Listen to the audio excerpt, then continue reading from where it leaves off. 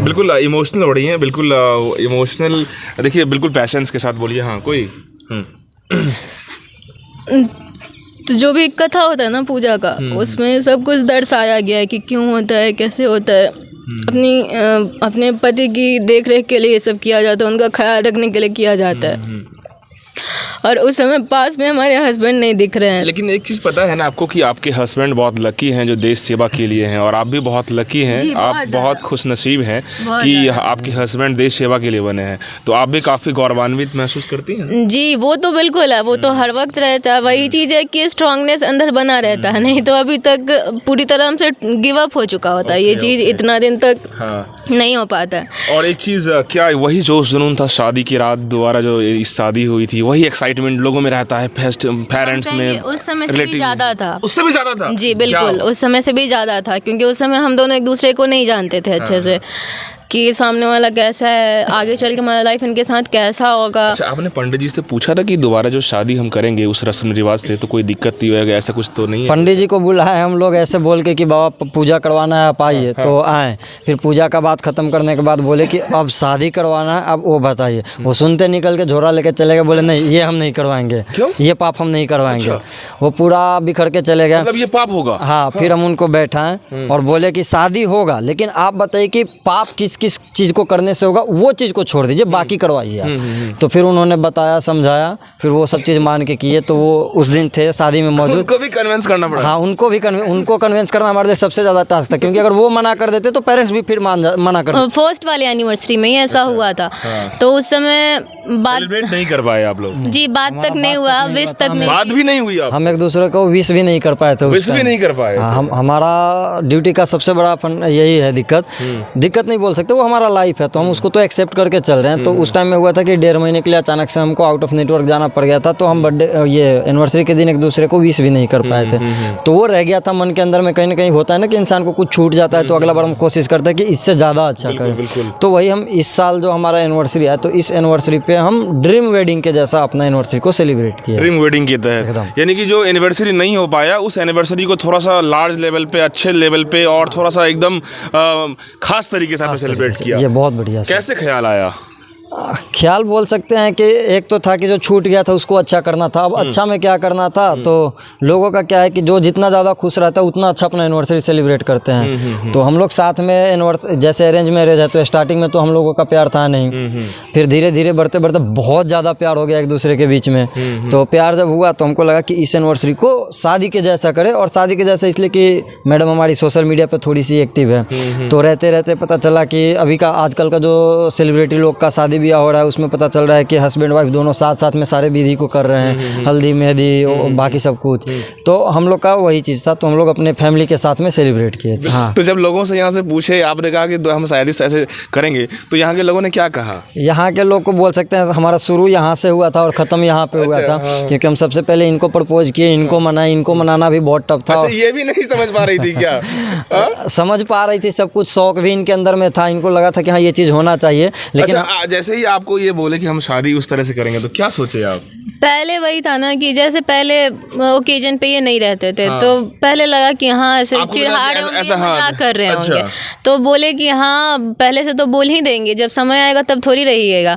तो पहले लगा था कि ये सीरियस थोड़ी है, ऐसे बस बोल रहे हैं, ऐसे मजाक कर रहे हैं, वैसे लगा था। फिर हम भी बोल दिए ऐसे बोलते बोलते हैं कि ठीक है करना ही है ना, तो देखते हैं आप किस किस को मना पाते हैं, चलिए बात करके देखते हैं, देखिएगा ना आपने सुनिएगा 4 गो तो फिर मान जाइएगा।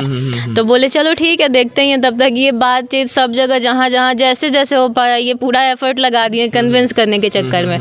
फिर यहाँ के पेरेंट्स मान गए, फिर मेरे पेरेंट्स हुए, वहाँ पे भी बात किए, वहाँ पे भी कहते हैं ना कन्विंस सब किसी को यही किए हैं। हमारा क्या है, बस जो दुल्हन का किरदार था ओनली हम वही। चैलेंजिंग था क्या? बहुत ज़्यादा चैलेंजिंग था, और इसलिए चैलेंजिंग था क्योंकि ये चीज़ कोई एक्सेप्ट नहीं कर रहा था। क्योंकि सबको लगता है कि तलाक कर लो, शादी कर लो दूसरी लड़की से, या आपस में नहीं बन रहा है तो पहले तलाक हो गया, फिर कल चल के दूसरा से, और तो ये सब चीज़ नॉर्मल था। अगर ये आमतौर पे शादी तभी होती है दूसरी बार जब किसी के साथ डाइवोर्स होता है या कुछ मतलब रिश्ते अच्छे नहीं होते हैं, तब जाकर शादी होती है। लेकिन आपकी शादी भी हुई, अच्छे रिश्ते हैं, एनिवर्सरी की वजह से आपने कुछ नए तरीके से सोच लिया, तो डैट मीन्स ये चुनौती था लोगों को कन्विंस करना है, अपने पेरेंट्स को कन्विंस करने का। तो कैसे माने?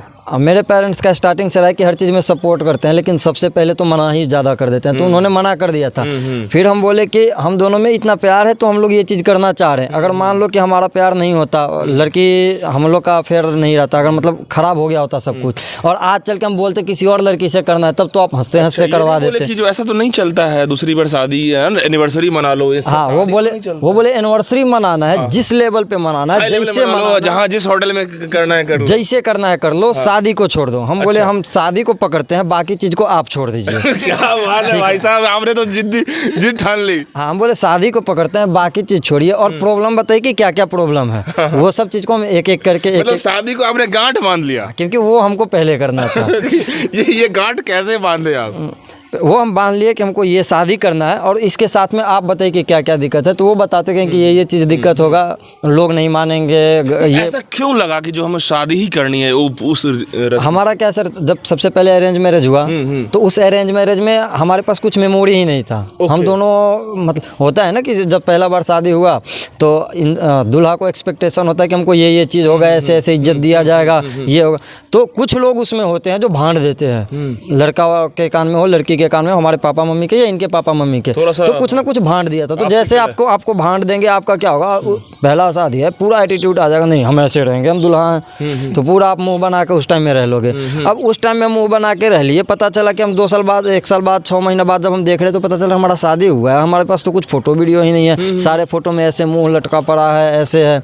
तो वो पूरा खराब मेमोरी था हमारे लिए। तो हम सोचे कि एक बार बिल्डअप करते हैं, बढ़िया से बढ़िया सेलिब्रेट करते हैं इस बार में, पूरा फैमिली के साथ में डांस वगैरह करके। तो हमारे पापा मम्मी, हम कभी डांस करते उनको नहीं देखे थे, हम इस बार अपने साथ डांस करवाए, बड़े भैया वो सब के साथ डांस किया। करेंगे क्या सोशल मीडिया पे ये भी र्यूमर बन जाता है कि नहीं फौजी हैं, वायरल होने के लिए आप इस तरह किए? हाँ, एक फौजी को तो कभी भी वायरल होने के लिए नहीं करता, क्योंकि उसको आप कहाँ तक वायरल करोगे, वो तो ऑलरेडी देश में बसा हुआ है, तो उसको तो आप वायरल नहीं कर सकते। यदि कोई कहता है कि आप वायरल होने के लिए आपने इस तरह सोचा, तो इसको कैसे जवाब देंगे? इसको हम सबसे पहले सामने वाला को बोलना चाहते हैं कि एक फौजी है, हम मानते हैं वो फौजी है, वो पूरा टाइम अपने देश को दे रखा है, ईमानदारी से दे रहा है, लेकिन उसको कुछ दिन तो मिल रहे हैं ना अपने जिंदगी के जीने के लिए। तो अगर मान लो कि हमारे महीने में 2 दिन 4 दिन मिलता है, ये पूरा 2 साल में हमने ऐसा तो कुछ नहीं किया, इस 2 साल के अंदर में हम सिर्फ 2 दिन अगर शादी कर रहे हैं, तो आपको दिक्कत क्यों हो रहा है? हमें 2 दिन मिला है आपस में सेलिब्रेट करने के लिए, तो हम आपस में सेलिब्रेट किए, और वो भी अपनी वाइफ के साथ किए। अब आप चाह रहे हो कि दूसरी वाइफ के साथ शादी करे,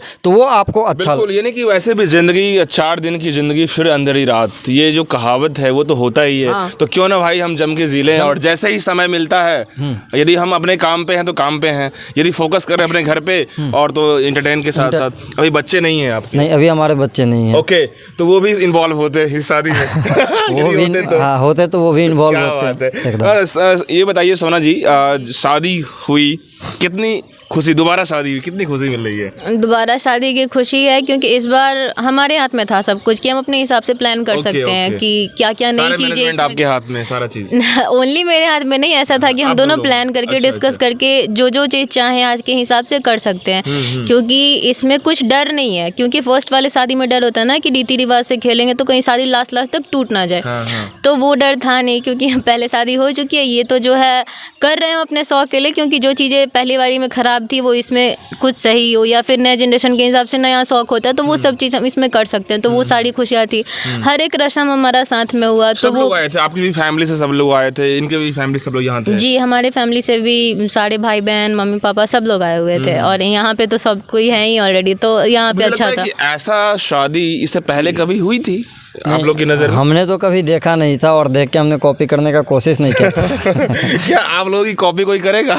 और हम सबको मना करेंगे हाथ जोड़ के कि आप ये सब चीज़ ना ही करो तो अच्छा है, क्योंकि आपका जो पहला शादी हो रहा है ना, आप पूरा कंसंट्रेशन उस पर दो, उसको अच्छा बनाने का, उसमें आप खराब होने का मौका मत आने दो। छोटा मोटा कहीं ना कहीं आपकी पहले शादी में वो जो कमी थी उसको भरपाई आपने की? उसको हमने भरपाई किया, उसको रिक्रिएट किया।